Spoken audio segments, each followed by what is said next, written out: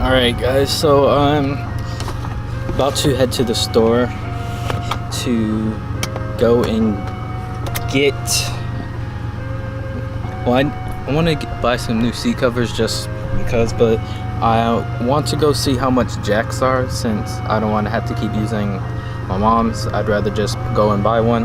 And also my toolbox is back there, so I finally went to my dad's house to go get it. Hopefully it'll be easier for me to go and try to get the nuts that were on the back, or the bolts that were on the back, off. And yeah, alright. So I got the jack. I also got some, that's my food, seat covers, because, well, yeah, you can put that together. So yeah, now I'll head back to the house. Alright, so I'm back at my garage, and I'm not gonna work on my car yet because I just drove it. It's super hot outside and it's gonna be super hot. The brakes are gonna be super hot, which is not ideal to work with, so you want to give them some cool down time. I'll say about, depending, probably about 30 minutes, to be honest. I think that should be a good time, so I'll catch you guys later. Alright, so I'm back at where I left off. Got the wheel off over there and trying to work on getting these bolts off again. See how it goes. Alright, so got those two bolts off. Got the caliper resting up here. Always make sure you put the caliper on something, don't leave it hanging, because that can damage the brake lines. So now I have to get the actual rotor off, and hopefully it's not seized on there as well, but looks like I'm gonna need some type of special tool to get it, because it has some type of lock on it. I don't know what that is, so let's see what we're supposed to do. Alright, so I got the old one off now, and it is actually super rusty in here. I'm gonna try to sand these edges down right here, so that way it'll get a good seat and it won't get seized on there as well. And as you can see, this is the e-brake setup right here. So yeah, let's get the new one on. Alright, so I got the new rotor. Looks pretty decent, even though you probably can't see it in the shade. So that hole right here, so I got the new rotor, and this is actually a plug, but I have no clue what the plug actually does, and it's stuck on the old one, so I don't know even if I have to even use it. So if I can't get it off, I'm not gonna worry about it. But yeah, let's get with putting this new rotor on. Doesn't look too complicated. Try to, and that's it. Seems good. Doesn't seem like there's any clearance issues.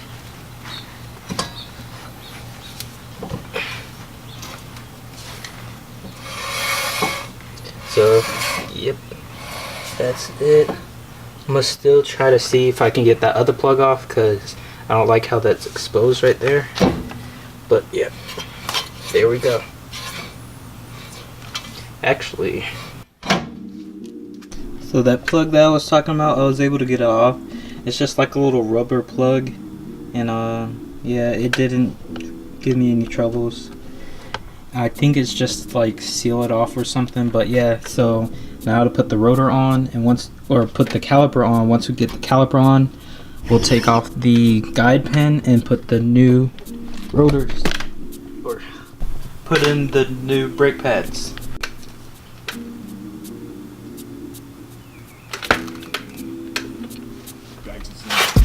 This is how the new ones look. They're, you know, nice color. They're the ceramic ones, so they're a little bit higher quality. Not that I really cared, but that's the only ones that they had. So I'm gonna have to clean this out a little bit. I have some air.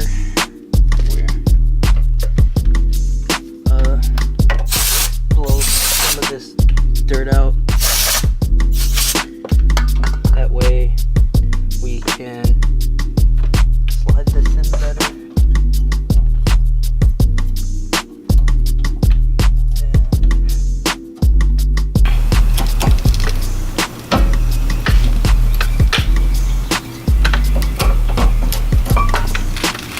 Alright, so the new rotor is finally on, and I got the caliper on with the new brake pads. Looks nice. So basically it's the same process for the other side, but I'm not going to show you guys that side because it's the exact same way, so there's kind of no point to. So I think once I get all of it done and everything on the ground, I'm gonna go take it for a test spin, and then that'll be it. So I got the other side done, as you can probably tell because I'm sweating really bad, but I had to pull it out of the garage so that I could, you know, get access to the other side. But got that side done and this side done as well. Everything looks good. With this block, I use that to block off the car so it doesn't roll when I'm on a hill, because you can probably tell this is on a slight incline. But that's pretty much it. Now I'm gonna go take the car for a test ride and see if everything's okay, and I'll get back with you. Alright, so I'm at the gas station. I've been driving for about 30 minutes, and as you can see, the paint is starting to come off, so there's no need to worry about it. And you'll have all the areas that need paint will be painted. Same thing on the side. Everything's still good, so no worries on that. But yeah, I'll get home and after I'm done, and I'll finish the rest of the video. Alright, so I'm back at the house. Alright, so I'm back at the house, and I am looking. Everything looks good. See, this area is still painted. Still has the paint on it, while this is the paint is slowly but surely fading away, and you'll see the original finish under there. And that's pretty much what the goal was. Usually there's easier ways to do it, of course, with you know, you could have just masked off like with tape in this area, and it probably wouldn't have had that big of a effect, but it still would have worked.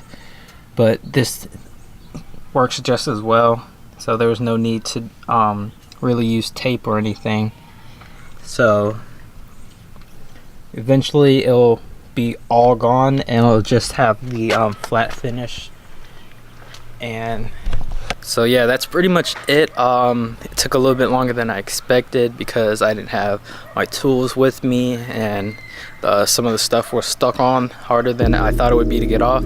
So yeah, but if you liked the video, give it a like and subscribe, and also share if you have people or friends that might need this tutorial, and I'll see you guys later.